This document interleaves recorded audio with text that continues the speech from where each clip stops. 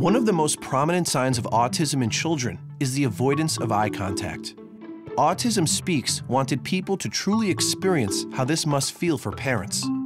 For events around the country during World Autism Awareness Month, we created an interactive video screen installation featuring a life-size girl. People were invited to make eye contact with this girl. No matter how people tried, the girl would avoid eye contact every time.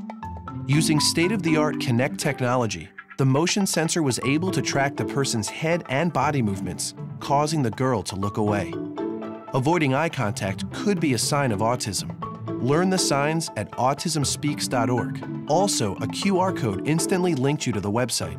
This involving experience was featured on many news stations. Today marks the 4th annual World Autism Awareness Day. A new interactive exhibit is on display beginning today, helping New Yorkers to better detect the signs of autism. Autism affects 1 in every 110 children in the U.S. We created a global buzz, garnering 5.3 million media impressions and over 400,000 more likes on the Autism Speaks Facebook page since the start of the installation.